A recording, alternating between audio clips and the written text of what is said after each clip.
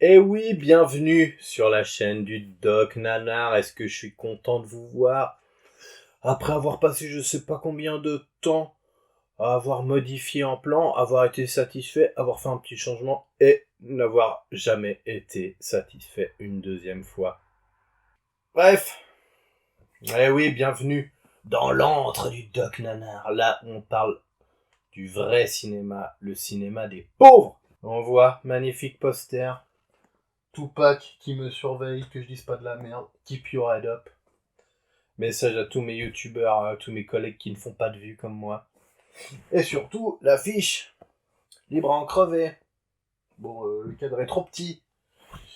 J'ai la flemme de renvoyer à Amazon. Parce que oui, je consomme Amazon. C'est mal. Le poster est encadré parce que oui, je suis un vrai cinéphile. Et tous les vrais cinéphiles encadrent leur poster. Aujourd'hui, attention. Film Marvel. Eh ouais, film Marvel. Bon, par contre, là, je suis désolé. J'étais un peu niqué. C'est pas un film, c'est un téléfilm Marvel. Ouais, déjà, tu sens le truc qui risque de puer un peu plus.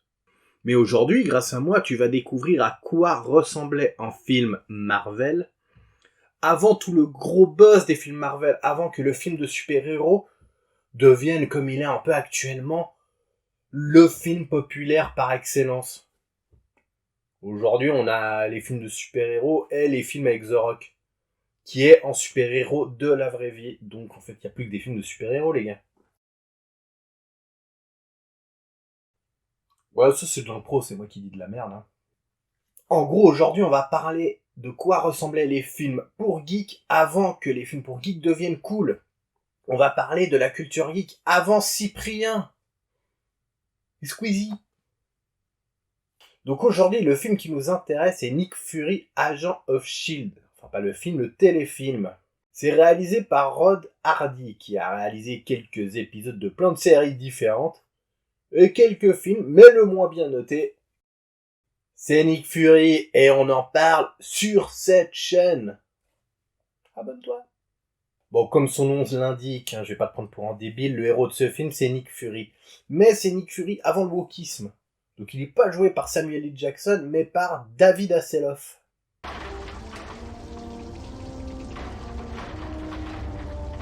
Bon, niveau carrière, il n'y a pas photo.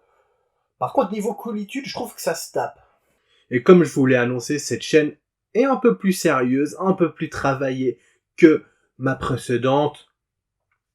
Donc, j'ai contacté le réalisateur de Iron Man 1, Jon Favreau, et je lui ai tout simplement posé la question pourquoi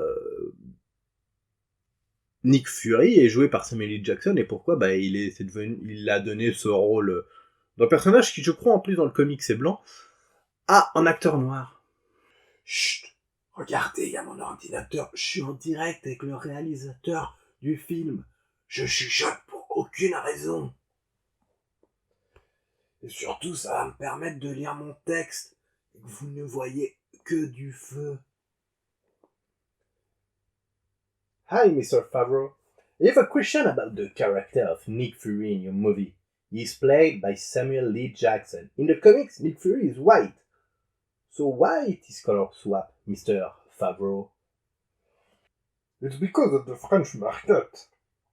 A white man with one eye look like too much like Jean-Marie Le Pen. Excuse me, so the wokism is because of the French market and Jean-Marie Le Pen?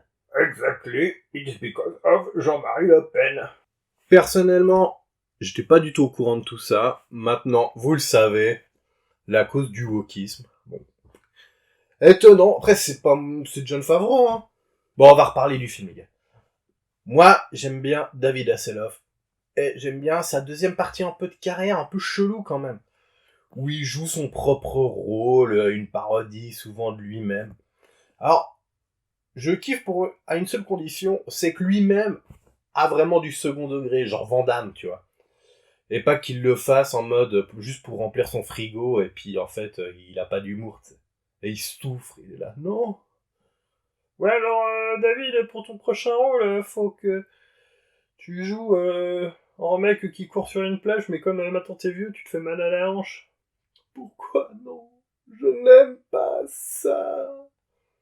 Et si tu t'en bats les couilles qu'il soit heureux, eh ben moi, j'en ai rien à foutre, je te juge. Parce que moi, je suis un mec bienveillant, je suis un mec sympa.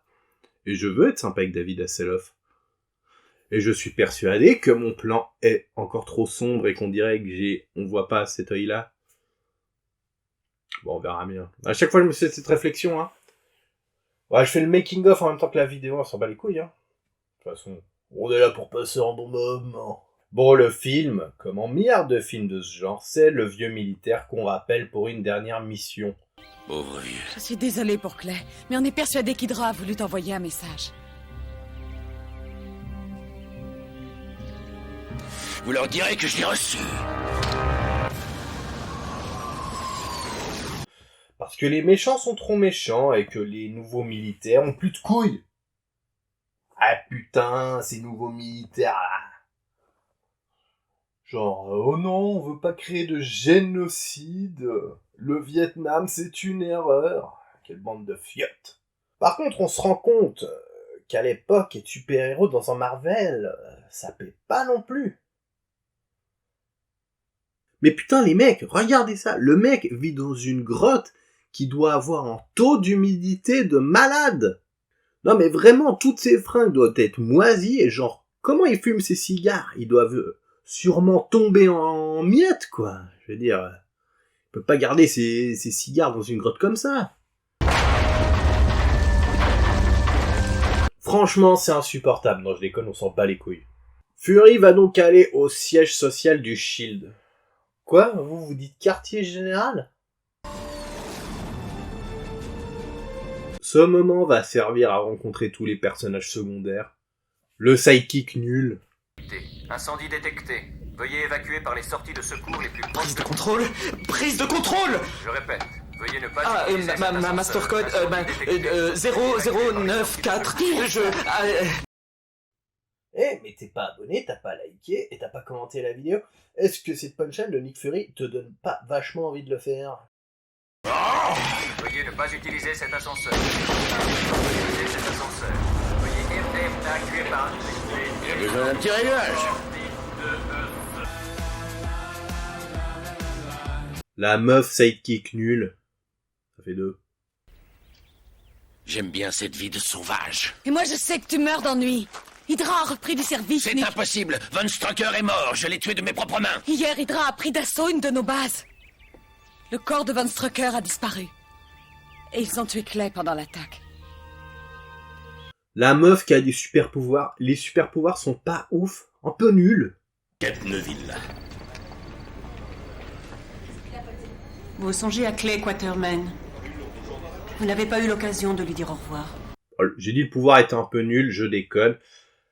Elle peut quand même lire dans les pensées, ce qui est plutôt stylé. Alors, moi je connais pas du tout le comics du Shield, de Nick Fury et tout ce bordel. Donc je peux pas trop savoir quel est ce personnage, est-ce qu'elle est bien écrite, est-ce qu'elle a vraiment ce pouvoir dans le comics, est-ce que même elle existe. Et surtout, donc la question que tout le monde se pose, c'est qui Kate? Ah, j'ai fait cette blague et je l'assume, je m'en bats les couilles. Bon, il y a aussi les scientifiques nuls. Je crois que ça fait 5 maintenant, non? Oh oh oh Nick, je suis vraiment content de te revoir. Gabe, comment va mon grand ami le scientifique? Toujours là, Nicolas, toujours là.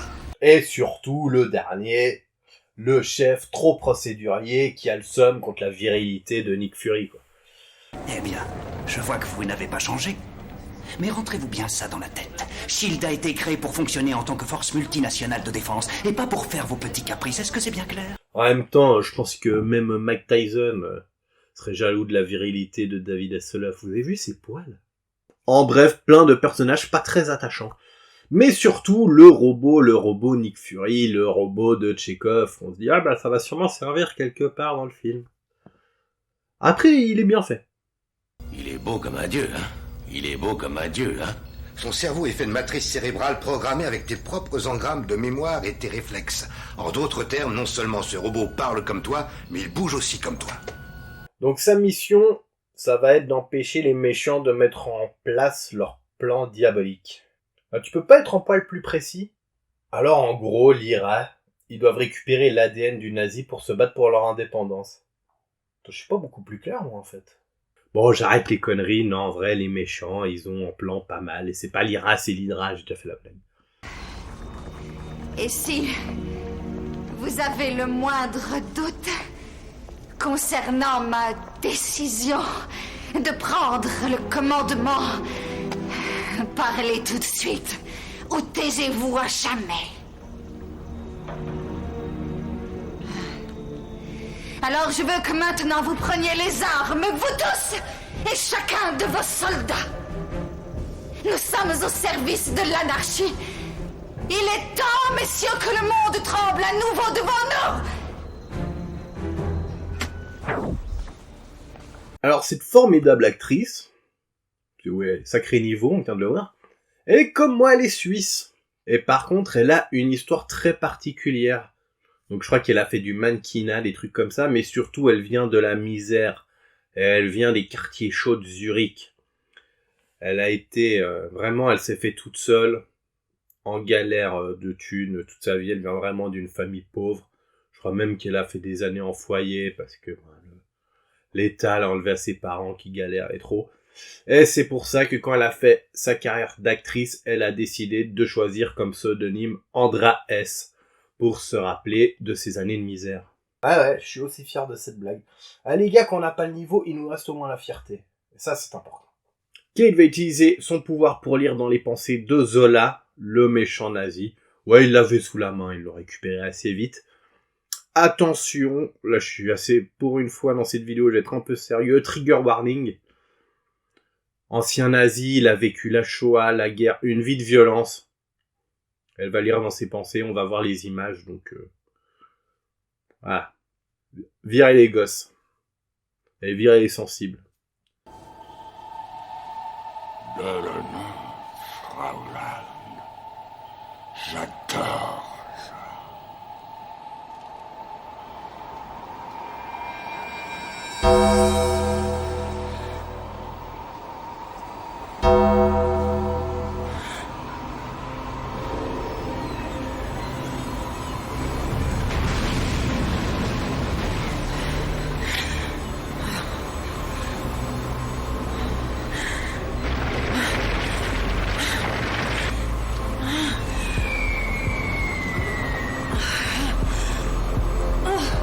Oh mon Dieu. Oh, je suis choqué devant tant de violence.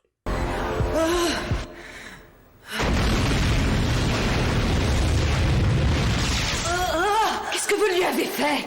Ça va, Kate? Emmenez-le tout de suite. Hey!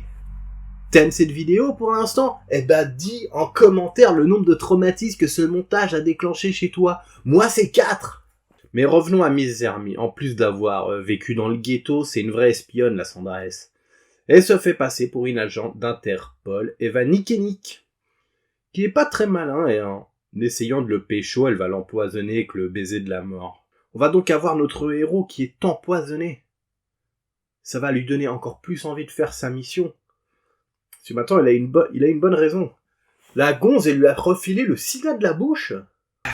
Si on récupérait un peu de son sang, on pourrait être capable de synthétiser un antisérum. Considérez que c'est fait. Tu es fou, Nicolas. Toi, tu vas rester à l'infirmerie. Si tu fais des efforts, tu risques d'accélérer les effets de la toxine. Deb, je n'ai pas l'intention de passer les dernières heures de ma chienne de vie sur cette planète, enfermée dans un hélitransporteur. Eh, mais t'es pas abonné, t'as pas liké et t'as pas commenté la vidéo. Est-ce que cette punchline de Nick Fury te donne pas vachement envie de le faire? J'aurai le sang de ce monstre, même si je dois l'extraire en lui mordant le cou.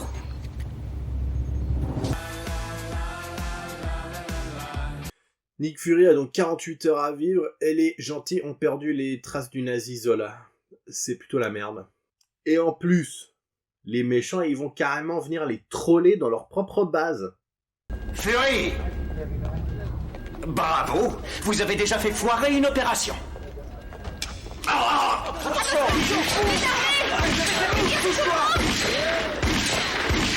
Il tombe pas. Il a pas dit... Attention, ne le touchez pas! Il avance toujours.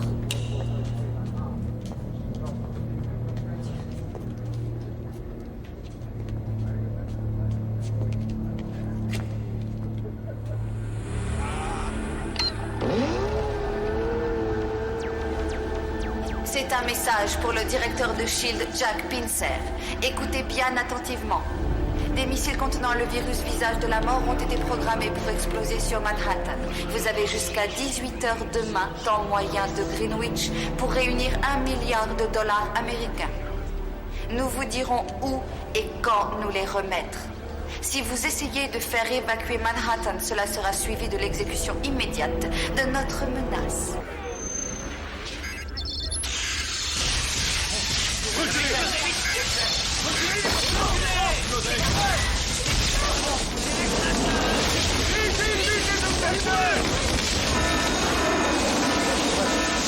Éteignez ce feu tout de suite! Oh putain, putain, heureusement que c'était pas une vraie bombe. Hein. Il décide donc de prendre tous les personnages secondaires et partir infiltrer la base des méchants, qui doit être, je sais pas, en Irlande du Nord, un truc comme ça. Sauf que bon, jeu de proposition, youtubeur politique, arrêtons de sucer les Américains, ils sont complètement nuls et ils vont se faire capturer comme des grosses merdes.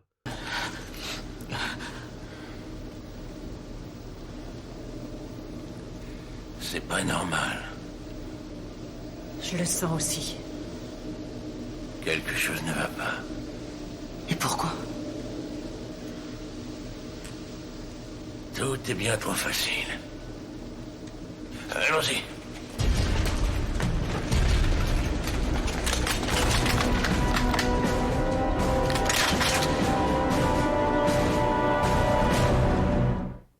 Avancez, dépêchez-vous. Plus vite. Vous avez tellement aimé mon baiser que vous êtes venu en chercher d'autres. Je suis surprise que vous soyez toujours en vie.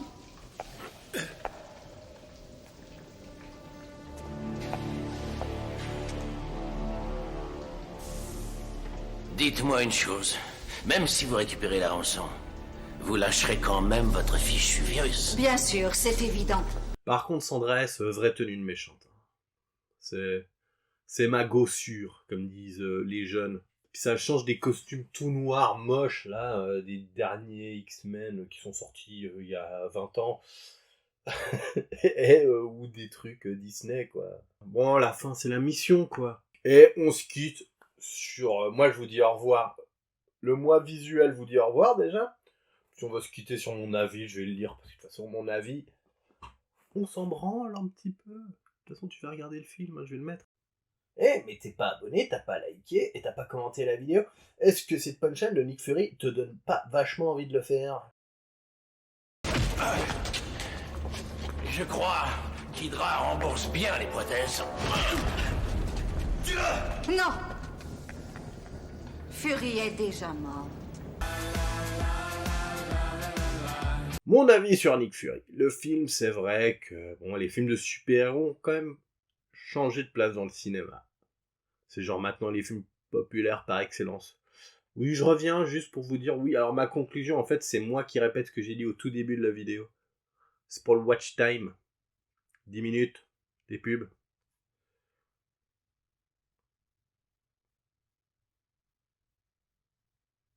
Je veux dire, avant, t'en avais, ça passait pas au cinéma, quoi, comme Nick Fury.